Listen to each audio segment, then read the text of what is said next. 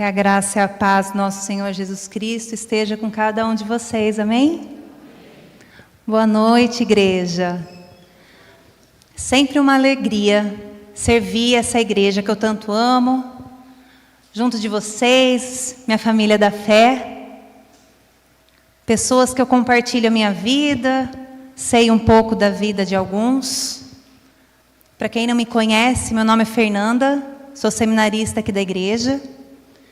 E estou bem no começo aí da minha jornada pregando a palavra de Deus. Hoje eu recebi uma missão de falar nesse dia que tem um lugarzinho no nosso coração, acho que no coração de todo mundo, que é o Dia das Mães. Hoje é dia da gente celebrar e agradecer intencionalmente essa figura que edifica o lar, que através dela é ensinado a fé, os valores, e que por muitas vezes transforma a comunidade em sua volta. Algumas pessoas um pouco arredias a comemorar essa data. Fala que é uma data, mais uma data no calendário comercial, para tirar dinheiro do bolso, né? Tem gente que fala isso, mas não. Quero compartilhar aqui para vocês como que começou o Dia das Mães.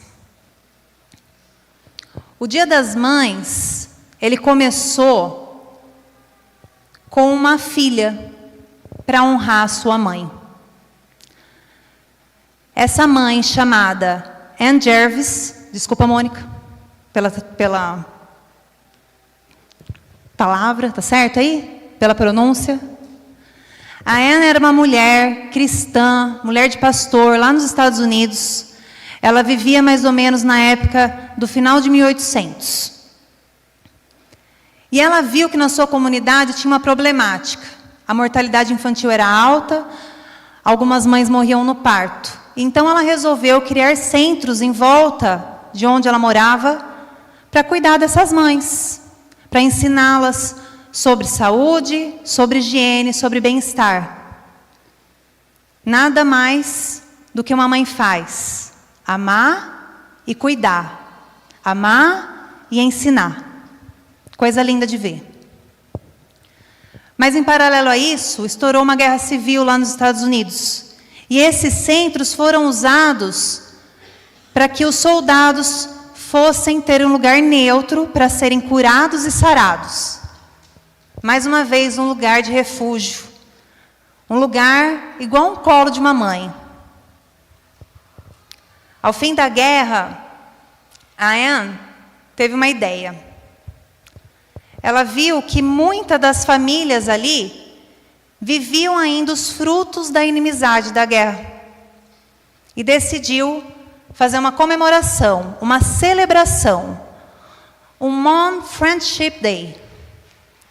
Mais ou menos um Dia das Mães.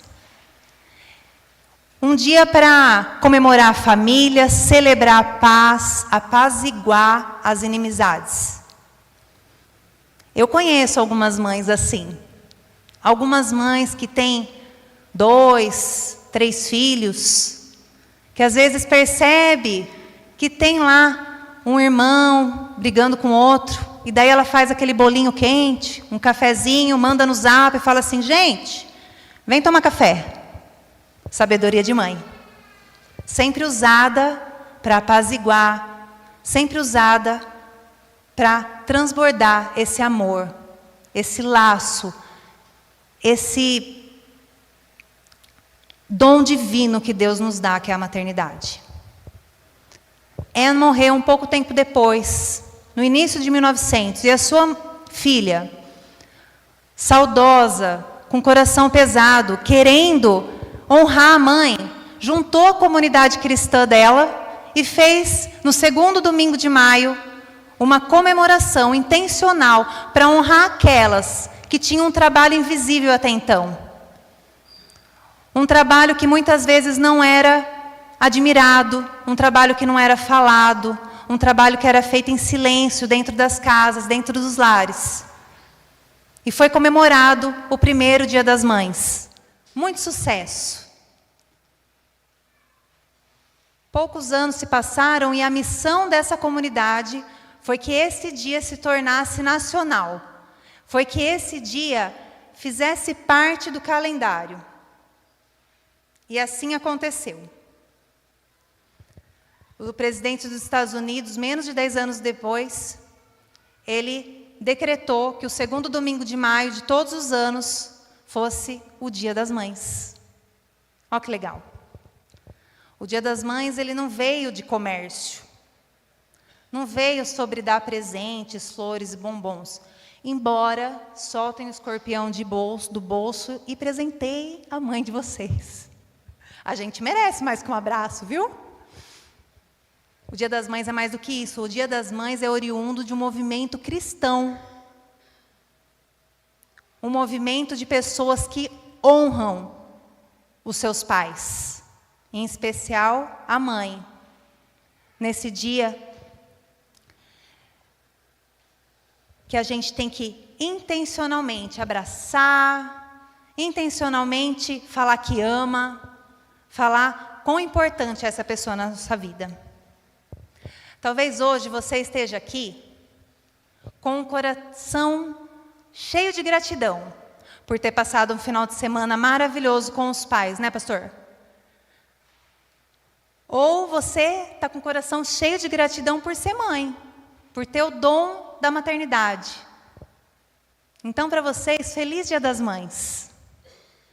Mas o feliz Dia das Mães vai para você também, que está com o coração um pouco pesaroso. O coração com uma saudade que não cabe, de uma mãe que está longe, ou de uma mãe que não está mais aqui entre nós. Às vezes seu coração está pesaroso porque um filho seu veio a morrer, seja no ventre, seja no decorrer da vida. A palavra de Deus hoje para você é o que está escrito em Isaías 66. Deus te fala que como a mãe que consola o seu filho, eu também os consolarei. Não há palavras que consolem essa dor, mas Deus tem o poder de nos consolar infinitamente mais do que um colo de uma mãe. Busque-o, se conecte, ore, busque. Ele vai te consolar. O Feliz Dia das Mães vai para você também que é mãe tentante. Você que está numa longa espera. Você que está vivendo um silêncio profundo. Você, mãe, que intercede pelo seu filho, para que ele esteja aqui com você. Ou que ele tenha uma libertação das drogas, uma restauração no relacionamento. O Feliz Dia das Mães é para você, que está à espera de um milagre. E assim como Jeremias 32, 27 fala, Deus fala conosco, Ele fala, eis que eu sou o Senhor, o Deus de toda a humanidade. Existe algo impossível para mim? Hoje nós vamos celebrar mais do que esse projeto divino que é a maternidade. Nós vamos celebrar esse Deus que é poderoso e faz milagres, esse Deus que consola, esse Deus que toca, restaura e transforma corações. O nosso Deus. Eu vou trazer hoje aqui a história, dentre muitas outras que tem na Bíblia, de 3 mães. Nós vamos lembrar histórias hoje de 3 mães da Bíblia.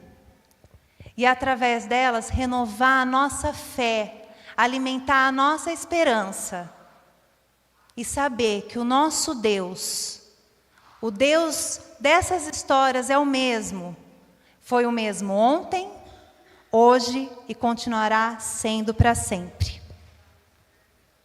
Eu peço a vocês, abram as suas Bíblias e nós vamos falar sobre a primeira história de hoje. Vamos falar sobre a história de Sara. em Gênesis 21, versículo 1 a 2.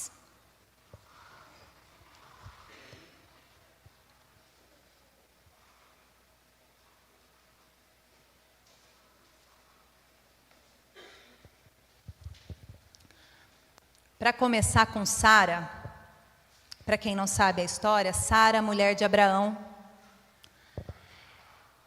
ela foi chamada por Deus para ser mãe de uma nação. Mas ela foi chamada para ser mãe de uma nação em avançada idade, bem idosa. Não é com 40, 50 anos, não. Bem idosa. Seu ventre era considerado morto. Mas ainda assim, Deus prometeu vida. E Sara, diante do impossível, assim como muitos de nós, riu. E quem somos nós para julgar? A gente ri, né? Às vezes, diante do impossível. Como diz o nosso pastor Isaías, a gente acaba duvidando. A gente pode ter dúvida, mas a gente não pode duvidar. E a gente às vezes ri diante do impossível. Mas Deus, Ele não se ofendeu com a incredulidade de Sara. Ele reafirmou a sua promessa. E no tempo determinado, no tempo de Deus, a promessa se cumpriu. E a gente vê lá em Gênesis 21. O Senhor visitou Sara como havia dito. E o Senhor cumpriu o que lhe havia prometido. Sara engravidou e deu à luz a um filho. No tempo determinado de Deus. Sara nos ensina que às vezes a nossa fé vacila. Mas Deus continua fiel. A gente pode até titubear, mas o nosso Deus é forte e poderoso. E Ele é fiel, Ele não muda. Talvez hoje, diante de uma situação impossível, você esteja rindo.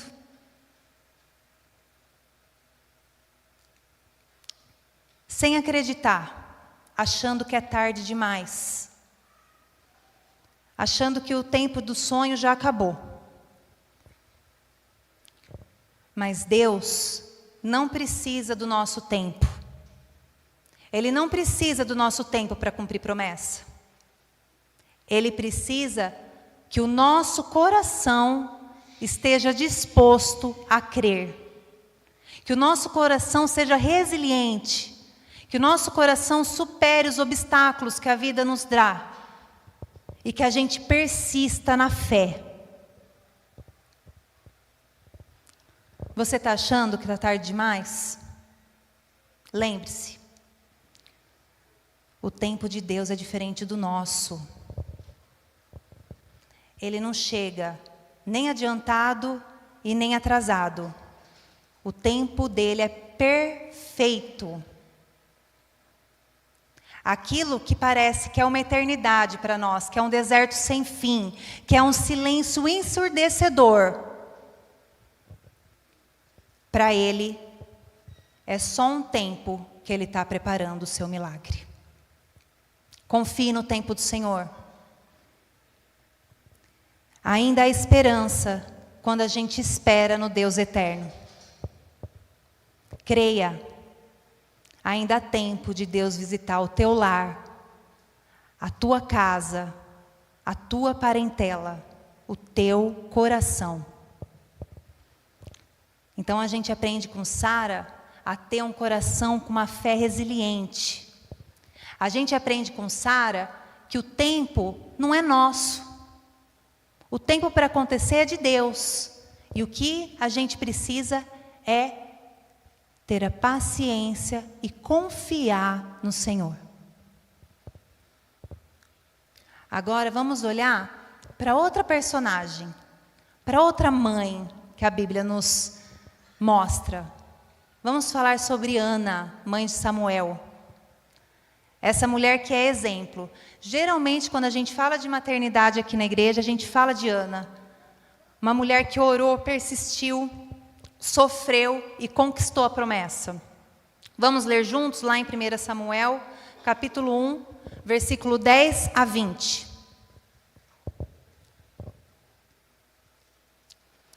Ana se levantou aflita e, chorando muito, orou a Deus, o Senhor, e fez essa promessa solene. Ó, Senhor Deus Todo-Poderoso, olha para mim, tua serva, vê a minha aflição e lembra de mim. Não esquece da tua serva, Deus. Se tu me deres um filho, eu prometo que o dedicarei a ti por toda a vida e que nunca ele cortará o cabelo. Ana continuou orando ao Senhor durante muito tempo, tanto tempo que Eli começou a prestar atenção nela. E notou que os lábios dela se mexiam, porém não saía nenhum som. Ana estava orando em silêncio, mas Eli pensou que ela estava bêbada e disse: até quando você vai ficar embriagada? Pare de beber.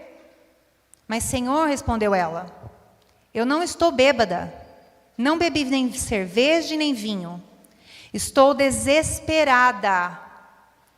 E estava orando daquele jeito, porque sou muito infeliz e sofredora.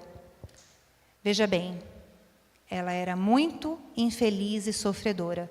Então o profeta disse a ela: vá em paz, que Deus de Israel lhe deu o que você pediu. Ela fala que o Senhor sempre pensa em mim.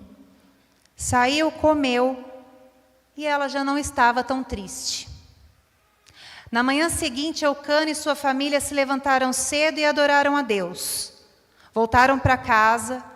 Eucana e Ana tiveram relações e o Senhor respondeu a oração dela. Ela ficou grávida e no tempo certo deu à luz a um filho e pôs o nome de Samuel, que explicou: eu pedi esse filho a Deus, o Senhor. A gente vê na palavra que Ana era uma mulher triste e amargurada, né? Por que será? Logo depois a gente vê que ela falou que a tristeza foi embora. Ana nos ensina que a gente precisa se derramar aos pés do Senhor e entregar para Ele as nossas dores. Ele vai nos consolar. Ele vai curar os nossos corações. Ele, como uma mãe, vai consolar a gente no seu colo.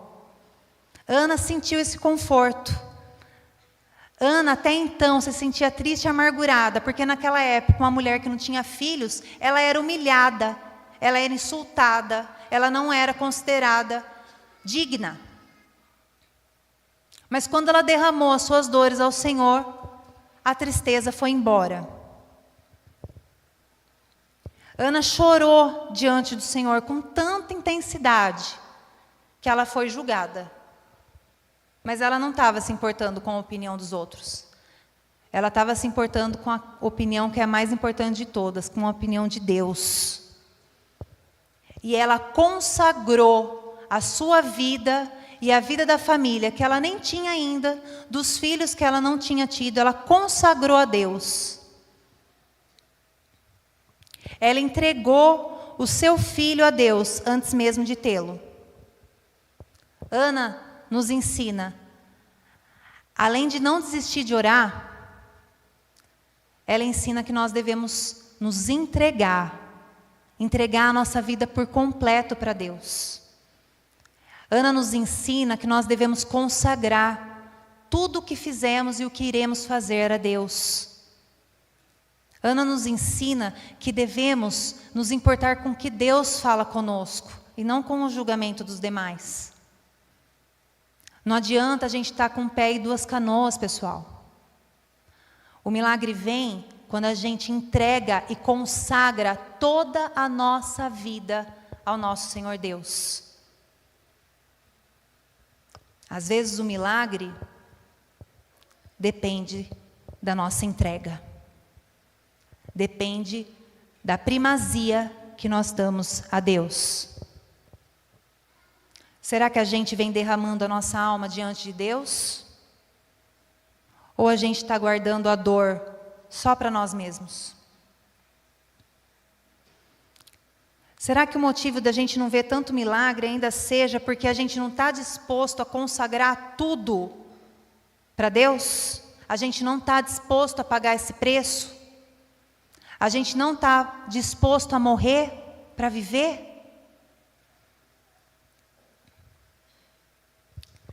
Há bênçãos que elas só virão quando colocadas no altar. Então, o que a gente aprende? A gente aprende com Sara a ter um coração resiliente, firme na fé. Um coração que consegue esperar. Um coração que sabe que o tempo nosso não é de Deus. A gente aprende com Ana a sermos persistentes na oração. Que a oração, ela tem poder. E o nosso Deus é o Todo-Poderoso. É um Deus que tem poder de operar milagres e maravilhas. É um Deus que gerou um filho em Ana, a partir do momento que ela consagrou a vida dela e da sua família a Deus. E por fim nós vamos falar da nossa última personagem. Vamos falar de Maria, mãe do nosso Salvador Jesus Cristo. Maria, uma jovem adolescente, e é ela que foi escolhida para gerar o próprio Deus. Maria não pediu, como Ana, nem esperou, como Sara. Inesperadamente, Deus chegou com um milagre no colo de Maria. Viu graça. E como Maria respondeu diante do milagre de Deus? Lá em Lucas 1,38 está escrito que Maria respondeu assim ao Senhor: sou tua serva, cumpra-se em mim, segundo a tua palavra. Eu sou uma serva de Deus, que aconteça comigo o que o Senhor acabou de me dizer. Senhor, que seja feita a tua vontade. Nem todos os chamados, nem todos os milagres são respostas de desertos. Alguns milagres chegam até nós. A gente tem que estar com o coração disposto, aberto para o que Deus tem para a nossa vida. E dizer, eis-me aqui. Algumas coisas mais extraordinárias e maravilhosas que você pode viver, serão vividas desse jeito. Quando você está com o coração alinhado com Deus, um coração disponível, porque mais do que preparado, Deus espera que nós estejamos disponíveis. A gente às vezes deixa de fazer coisas, de vivenciar experiências, de servir aqui na igreja, de servir a boa obra de Deus, achando que a gente tem que estar preparado. Engano nosso. A gente tem que estar disponível, e Maria nos ensina. Nos ensina também a sermos humildes e obedientes. Porque ela, mesmo sem entender esse plano esquisito, maluco, pensa bem. Um cara chega, você virgem, falando que você vai gerar o Deus Todo-Poderoso, você vai gerar o Salvador. E ela, que seja feita a tua vontade, Senhor. Rendição completa. A gente tem que confiar em Deus, mesmo quando a gente não tem controle no processo, e isso é tão difícil. Como é difícil a gente continuar confiando em Deus quando a gente não está no controle, porque a gente gosta de ter o controle. Maria, ela enfrentou o julgamento, ela enfrentou o risco de rejeição, a dúvida do noivo, o risco de apedrejamento. Mas ela aceitou ser mãe. E ela viveu pela fé, num caminho que parecia confuso, mas que a promessa era certa, porque o Deus dela era esse Deus fiel. Será que a gente está pronto para dizer sim? Será que a gente está pronto para ir, não no caminho que a gente planejou, mas no caminho que Deus planejou para a gente? Será que a gente está com o coração disponível para vivenciar as coisas extraordinárias que Deus tem para a nossa vida? Essas 3 mulheres, elas viveram o extraordinário de Deus. Elas viveram o milagre. Em contextos diferentes, em épocas diferentes. Sara lidou com a espera. Ana com a dor. E Maria com o inesperado. Mas todas elas tiveram algo em comum. Elas creram nesse Deus todo-poderoso, nesse Deus do impossível, nesse Deus que é fiel, e conseguiram vivenciar o que Deus tem de mais maravilhoso. Esse Deus que agiu naquela época, esse Deus que a gente vê tantas histórias lindas aqui na palavra dele, ele continua agindo hoje também. Talvez você esteja meio desesperançoso da vida. Você acha que os milagres ficaram no passado. As grandes coisas e feitos de Deus só estão escritos aqui nesse livro, na palavra dele. Mas a verdade é que o mesmo Deus que abriu ventres, que gerou esperança, que acalmou os corações aflitos, ele ainda age hoje. Ele visita a todos nós que oramos com sinceridade. Ele toca o coração mais endurecido. Ele renova a nossa vida, ele transforma corações. Ele tem o poder de restaurar os relacionamentos quebrados. Ele é o Deus que gera vida onde todos veem morte. É o Deus que transforma diagnóstico em testemunho.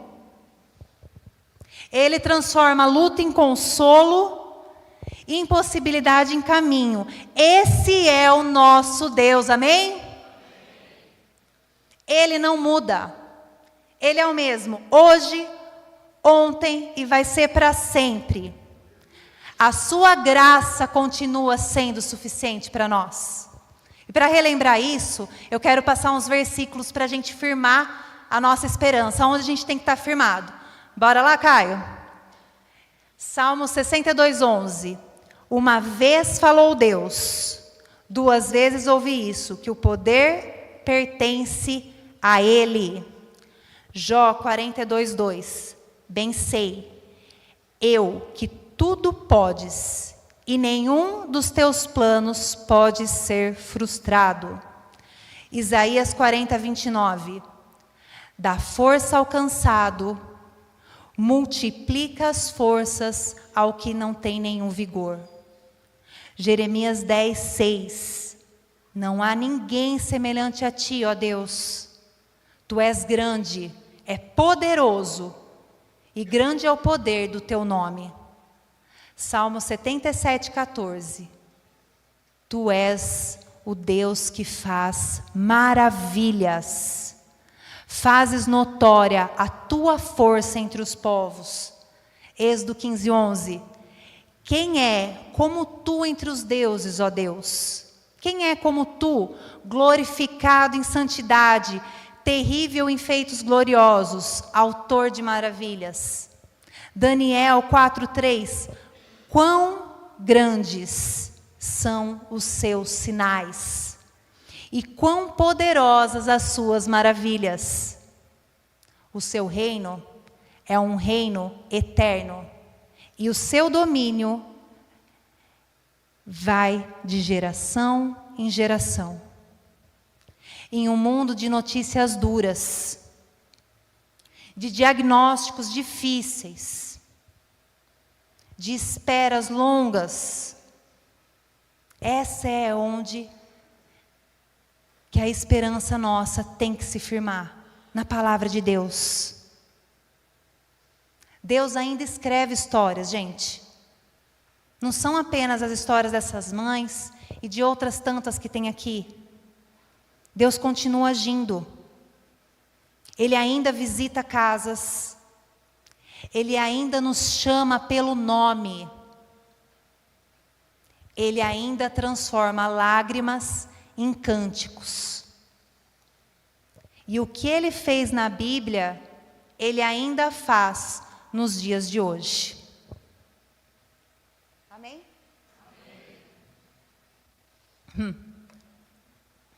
Depois da gente conhecer essas histórias, você pode me perguntar, mas Fernanda, como que você tem tanta convicção que Deus ainda opera milagres?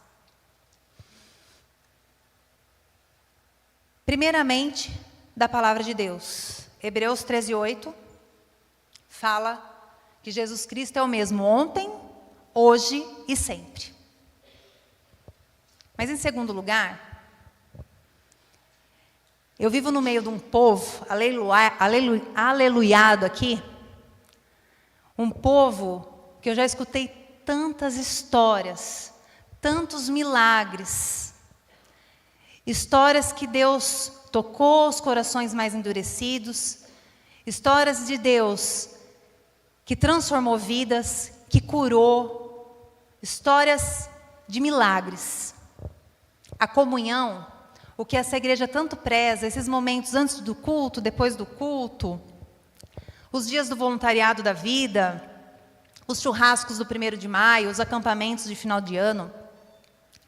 Esses momentos são momentos para a gente partilhar com as pessoas da família, da nossa fé, essas histórias. E eu já escutei muitas aqui. Eu já escutei histórias de mães que intercederam pelos seus filhos. E hoje todos estão aqui, na casa de Deus. Eu já escutei histórias de filhos que zelam com carinho e cuidado de suas mães. Filhos que depois de serem cuidados com carinho, hoje cuidam.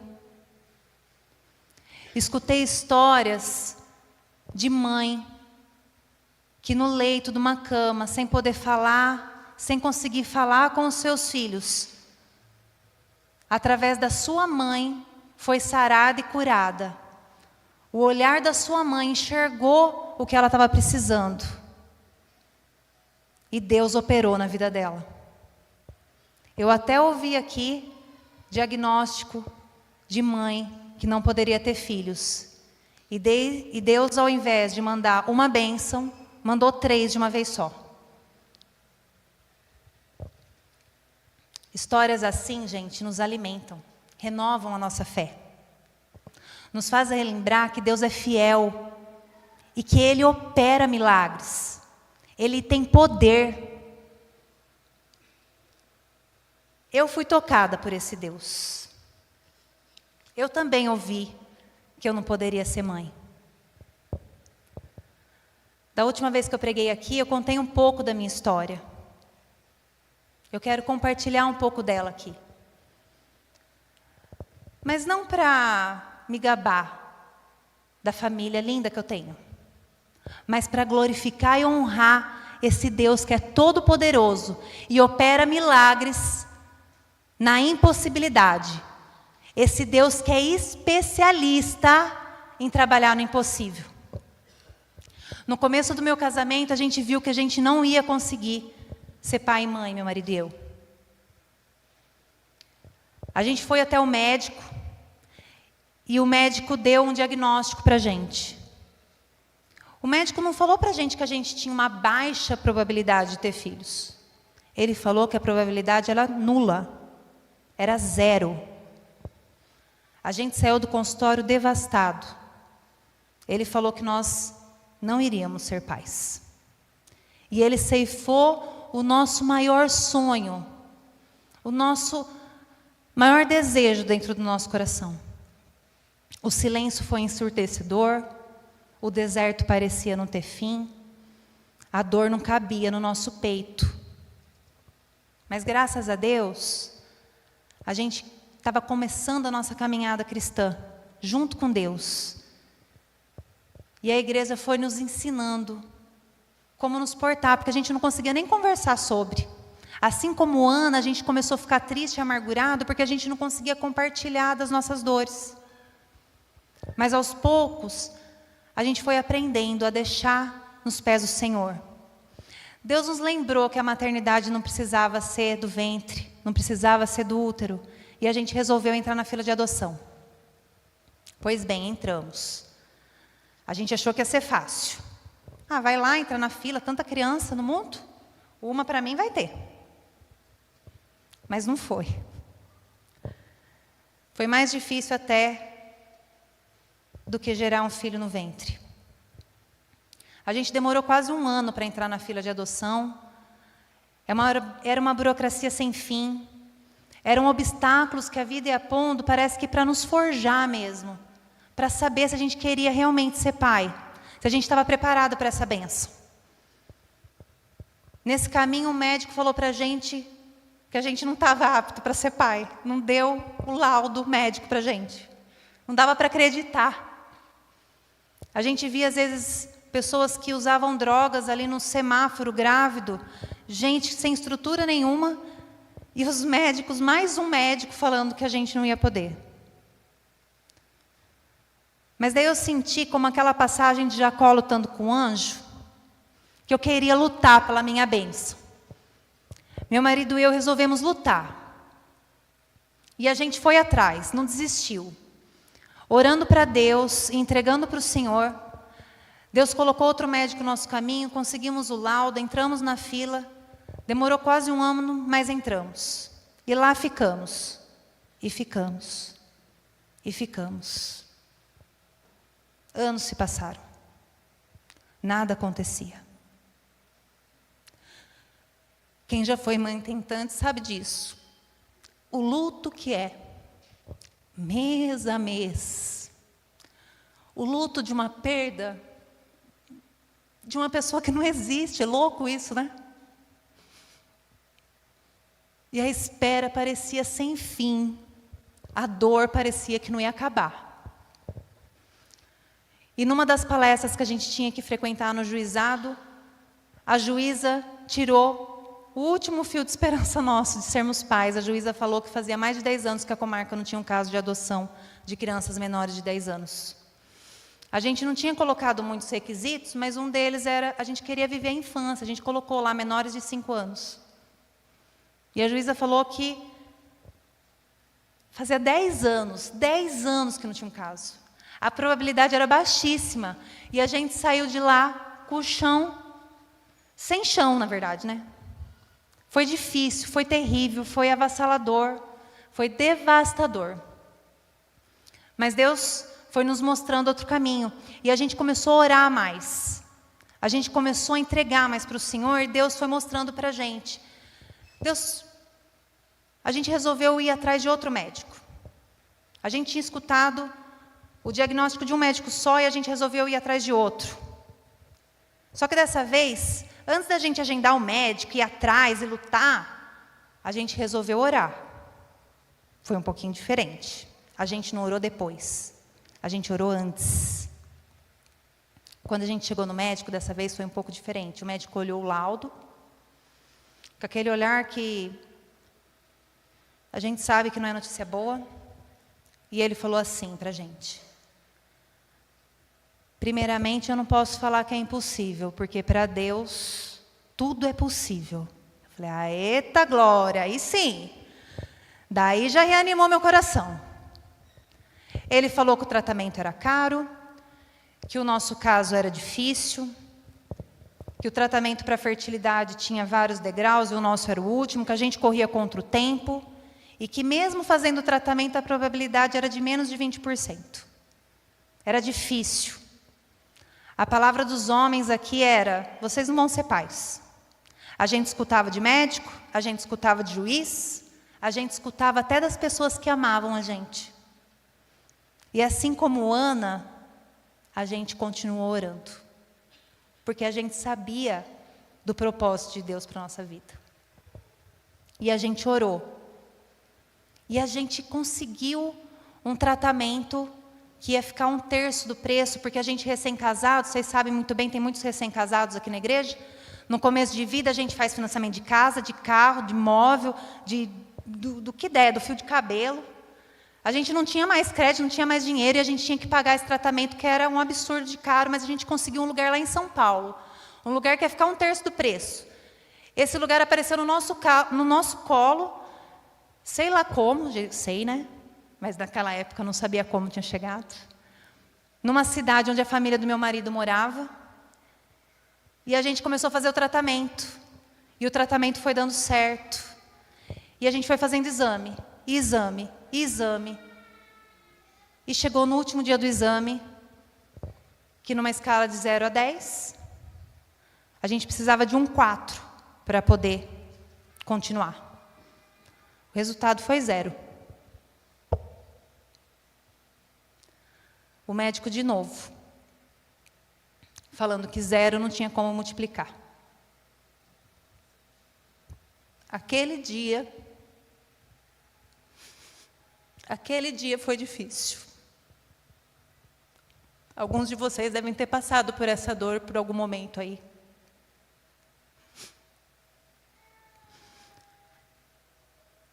Eu estava numa cidade estranha, escutando uma notícia péssima, e eu não conseguia compartilhar com meu marido. A dor era muito grande, a gente não queria magoar um ou outro.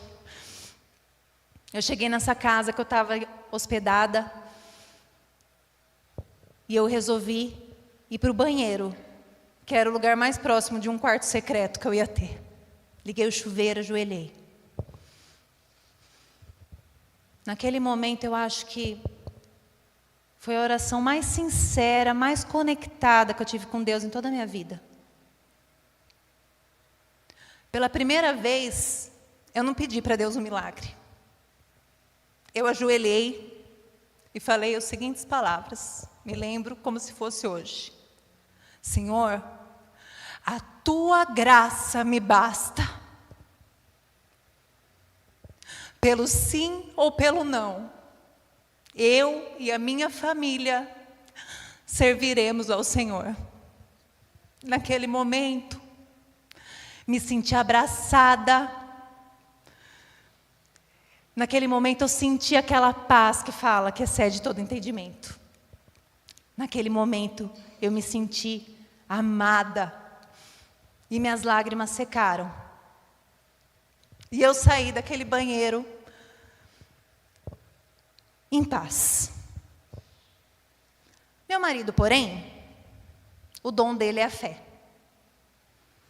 E ele estava com muita fé, que o médico tinha dado 3 dias para a gente refazer o exame, a última tentativa. E ele estava com muita fé que ia acontecer. Eu ri, assim como Sara. Fiquei quieta, mas no meu coração eu ri.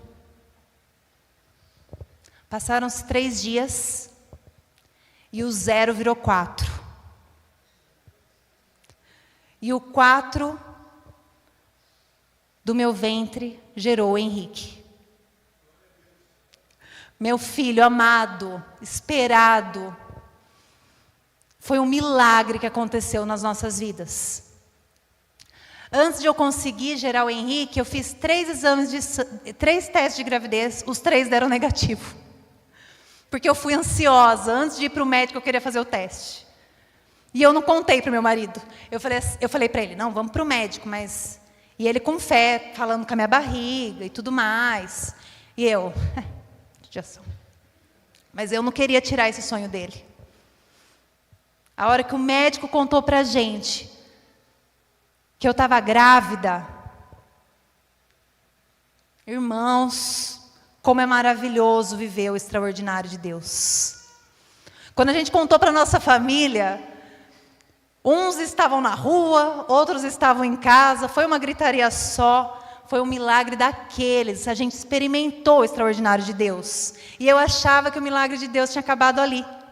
Ah, que besteira. Os planos de Deus são muito, muito maiores e melhores que os nossos. O Henrique nasceu, foi uma bênção. Pensa num bebê bonzinho. Mas eu olhando os bebês aqui da igreja, eu percebo que às vezes ele não era tão bonzinho, é que eu estava tão aleluiada, que eu não tinha tempo para reclamar, eu só agradecia. Era um bebê, uma bênção. Quando ele tinha 10 meses, a gente recebeu uma ligação. Uma ligação de um lugar que a gente já tinha até esquecido. A gente recebeu uma ligação da assistente social. Meu outro filho estava pronto para vir para casa. Era o Vitor. Ele estava com 1 ano e 1 mês. Foi tão bonito o nosso encontro, foi difícil. A gente tinha que fazer uma convivência com ele, para depois levá-lo para casa. Foi tão difícil, irmãos. Eu tinha que ir na casa de acolhimento, deixar ele lá e voltar para minha casa, meu filho. Quando a gente chegou na porta da casa, antes de entrar, a assistente social falou assim: olha, pais, não fiquem chateados se ele não quiser ir no colo de vocês, se ele chorar. Principalmente você, Silvano, porque ele estranha homens, não está acostumado com homens. O Silvano estava com uma barba desse tamanho. Mas entramos, né, querido? Aquele mundaréu de criança, a gente não tinha visto foto dele. A gente só sabia que era um menino de 1 ano e 1 mês. Foi tão lindo, gente. Meu marido ajoelhou, apontou para o Vitor e falou: aquele ali é meu filho, né? A assistente social olhou e falou: é. Na hora ele foi no colo do Silvano. A conexão foi imediata. No dia seguinte a gente levou o Henrique. Vocês já viram crianças dessa idade se brincando? Não brincam. Gente, os dois pareciam gêmeos. Uma coisa de Deus. Minha família estava completa. E daí o milagre acaba por aí? Não. Quando o Vitor vem para casa, quando a gente faz essa convivência, que era para ser um pouco demorada, meu marido, que nunca fica doente, nunca. Dá para contar nos dedos, nos 23 anos que a gente está junto, dá para contar nos dedos que ele ficou doente. Ele nunca deu um atestado na empresa dele, que ele trabalhou mais de 20 anos. Ele teve uma pedra no rim. Uma pedra no rim que ele nunca teve antes e nem depois. E ele teve 45 dias atestado. Ele teve a licença paternidade dele. E o Vitor conseguiu ir mais cedo para casa. Deus cuidou de cada detalhe, até dando a doença. Olha só que incrível. E quando a gente teve acesso aos documentos do Vitor, quem é mãe sabe, quando a gente faz o pré-natal, tem uma data de possível concepção, não tem? Para a gente saber quantos meses que o filho nasce, como que ele se desenvolveu na barriga e tudo mais. Deus me deu a possibilidade de gerar o Henrique pelo ventre. Mas a data de concepção do Vitor casa certinho com a mesma data que eu ajoelhei no chão e falei para o Senhor: a tua graça me basta. Deus me permitiu ter um filho pelo joelho, pela fé, e um pelo ventre. Deus é maravilhoso, gente. Ele age ainda hoje. Esse Deus que operou milagres para as mães da Bíblia, Ele opera milagres ainda hoje. Acreditem, tenham fé, Ele é fiel. Meu milagre não acabou por aí, tem mais. Eu tinha que pagar o tratamento do Henrique, lembram? No ano que o Henrique nasceu, ele nasceu em outubro, em janeiro do ano seguinte a gente ia começar a pagar o tratamento. Pois a gente, em dezembro, foi sorteado na associação comercial, ganhou o carro, e com a venda do carro a gente pagou o tratamento do Henrique. Deus é incrível, Deus faz um milagre redondinho, Deus nos carrega pelo colo, Deus cuida dos mínimos detalhes. Eu sei que às vezes esse deserto que vocês estão passando parece que é intransponível, que esse silêncio parece ensurdecedor, mas creiam, nosso Deus é um Deus que faz milagres. Esse Deus que agiu com Sara, com Ana, com Maria, o mesmo que foi fiel no passado, Ele continua sendo fiel hoje. Ele ainda ouve, Ele ainda responde, Ele ainda nos surpreende. Ele é Deus e Ele é fiel. A nossa esperança tem que permanecer viva. E a gente relembrar que é esse Deus, que é a força que nos sustenta, mesmo quando o chão desaparece. Ele é a presença que nos abraça no silêncio. Ele é um Deus que continua escrevendo histórias, com a sua mão poderosa, cheia de amor. E porque Ele é esse Deus, que a gente pode seguir em frente, que a gente pode viver essa vida de maneira mais leve, que a gente pode confiar e crer que o próximo milagre pode começar a acontecer hoje mesmo. Eu espero que essa palavra tenha reanimado o coração de vocês nesse mundo tão caótico que a gente vive. Então, para finalizar, eu quero trazer um ouvir, refletir e agir. As mães da Bíblia, elas viveram milagres. Algumas pessoas aqui também viveram, eu vivi. E você? Que tipo de milagre você está esperando hoje? Está esperando a cura? Está esperando um milagre pela vida de alguém? Pela restauração de um relacionamento? Pela cura de uma dor? Que tipo de milagre você espera hoje? Eu vou deixar uns versículos para a gente refletir durante a semana. Anotem aí. Jeremias 32, 27. Eis que eu sou o Senhor, o Deus de toda a humanidade, e nada é impossível para mim. Efésios 3:20. Ora, aquele que é poderoso para fazer infinitamente mais do que podemos pedir ou pensar. E Mateus 19:26. Abram seu coração. Coloquem esse versículo no coração. Para os homens é impossível, mas para Deus todas as coisas são possíveis. Talvez hoje seja seu momento. Momento de se ajoelhar, momento de orar, momento de entregar a tua vida e consagrar tudo que você fez ou vai fazer para o Senhor. Seja o momento de você falar: a tua graça me basta. Se Ele fez com Sara, com Ana, com Maria, Ele pode fazer com você também. Porque Deus ainda faz milagres. Para finalizar, eu quero deixar um versículo, o último versículo, Lucas 1:37.